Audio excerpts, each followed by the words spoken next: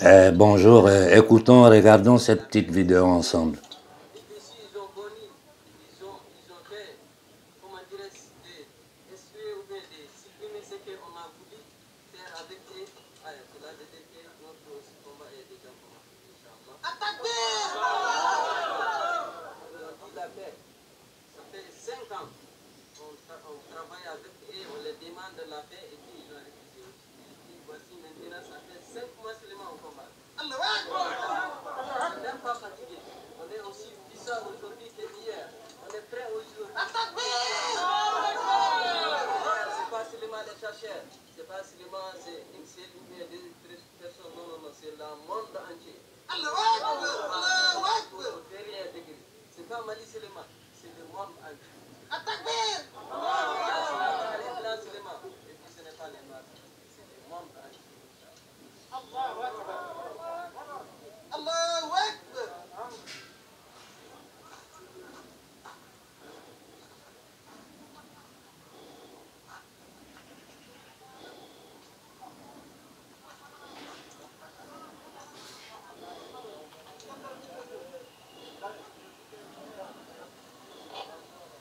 Ya Raziz, ya Raziz. Ya. Water, bentar. Water. Ya.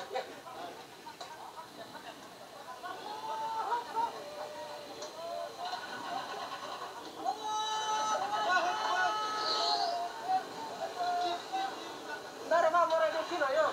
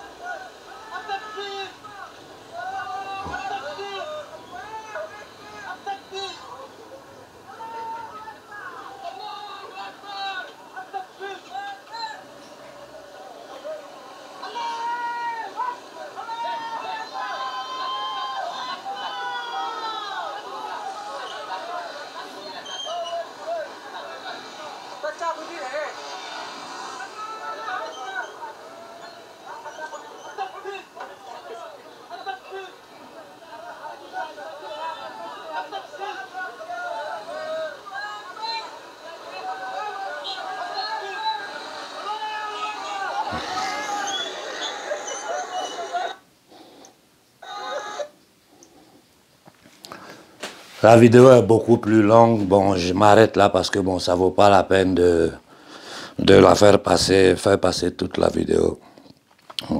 Faisons seulement une petite réflexion. Tout ce boucan, tout ce monde-là, quand vous les regardez, cela il ressemble à des djihadistes. Ça, c'est des mercenaires. Les gens font ça, ils jurent au nom de l'islam, alors que ce sont des criminels, des mercenaires payés pour s'aimer la zizanie. Vous les regardez, en ces personnes-là, tu ne vois aucune foi dedans. Tu vois qu'ils sont en train de réciter.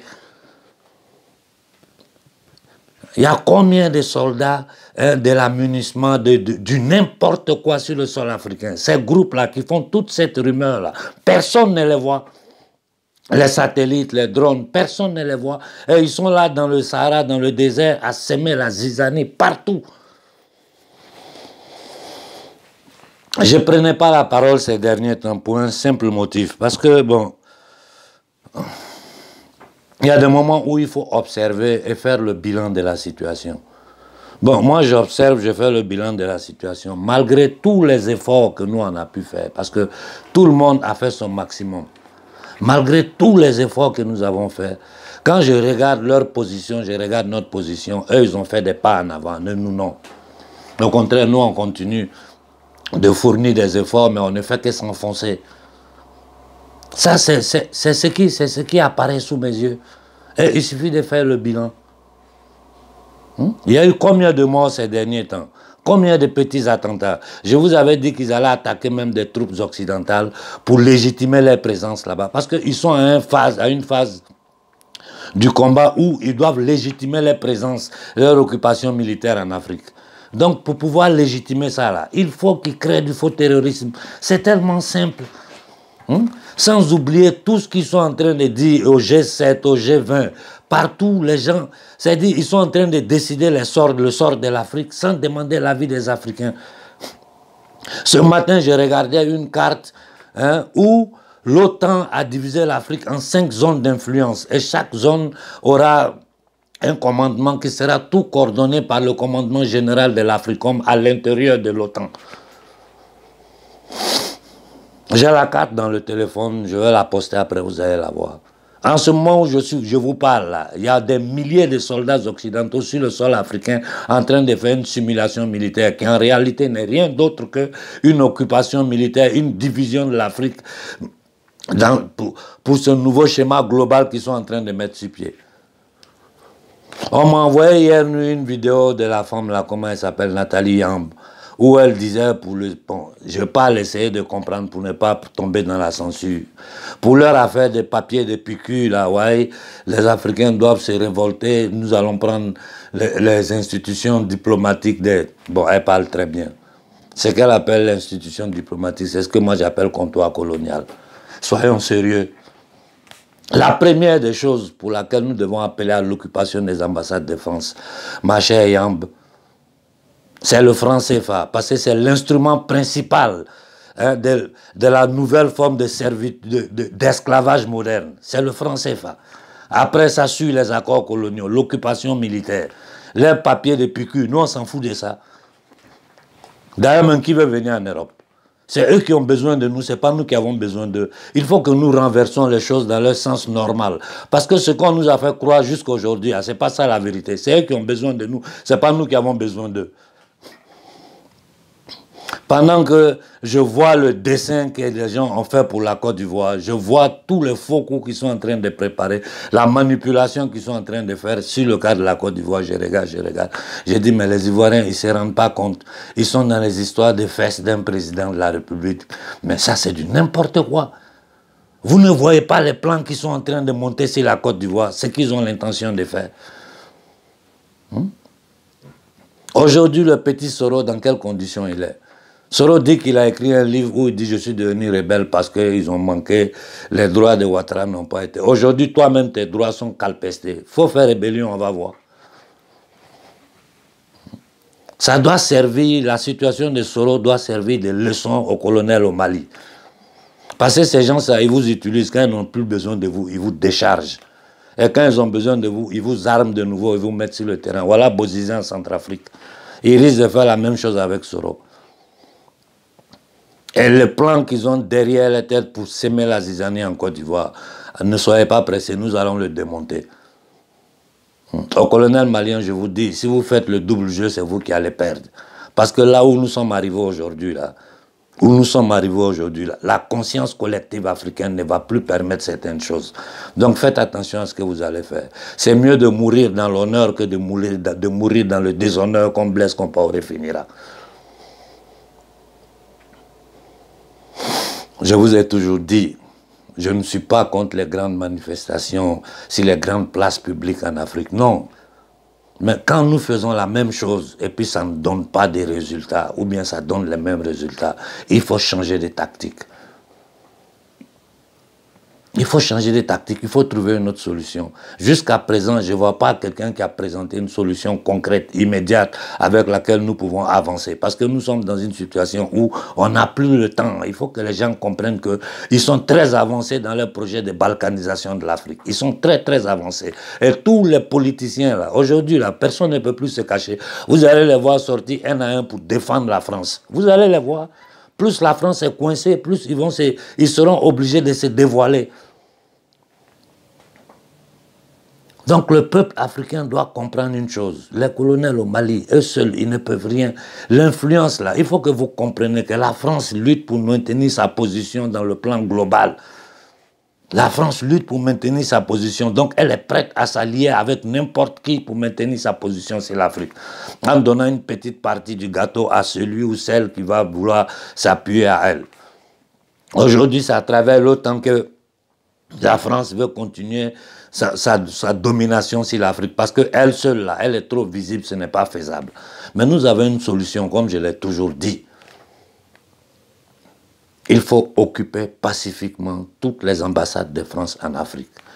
Et ne venez pas me dire, mais comment? C'est vous qui devez trouver les voies et moyens, si vous êtes conscient. Parce que si dans la conscience individuelle se transforme dans une conscience collective, là, vous allez vous lever seul sans même que les gens... Parce que le problème, c'est quoi? Les Africains ne se rendent même... C'est-à-dire, vous ne vous rendez pas bien compte du danger qui nous menace. Vous ne voyez pas le plan global dessiné pour l'Afrique. J'ai dit, ils ont déjà divisé l'Afrique en 5 grands blocs sous leur contrôle. Ça, le plan, ça dit, la théorie a été déjà faite. En ce moment, ils sont en train de mettre ça en pratique. Personne n'en parle. Toutes les grandes manifestations, regarde combien de milliers de personnes sont sorties au Sénégal, au Mali. Ici, là, zéro. Il n'y a eu aucune information, rien à filtrer. Les gens sont au courant de rien. Ça reste dans le petit monde africain. Et puis ça finit, ça meurt là. Il faut que la voix des sans-voix que nous sommes arrive à l'humanité entière. Et la seule façon de nous faire comprendre, de faire entendre la voix des sans-voix, la voix des opprimés, c'est occuper les symboles de l'impérialisme en Afrique.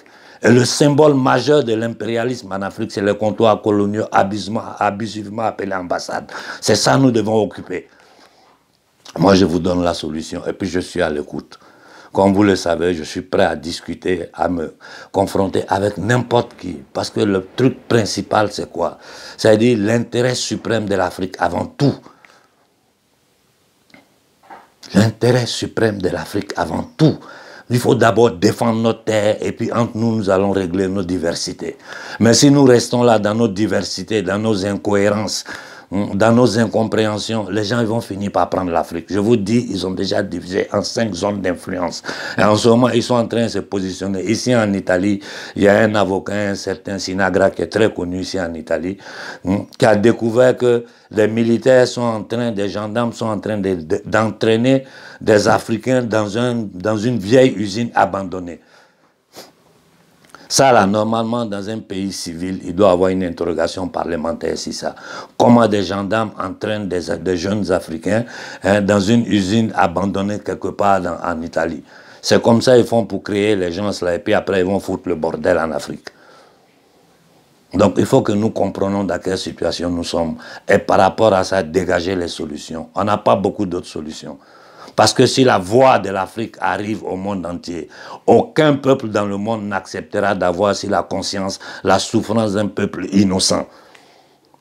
Et pour nous faire entendre, il faut que nous agissions dans ce sens-là. Vous avez vu les déclarations de l'ambassade de France en Centrafrique, les balbutations de l'ambassade du comptoir colonial de Bamako. Ils ont peur, c'est la seule chose qui leur font peur. Donc moi je vous dis ça et puis faisons une réflexion collective. Bonne fin de semaine à tout le monde. Merci pour l'écoute.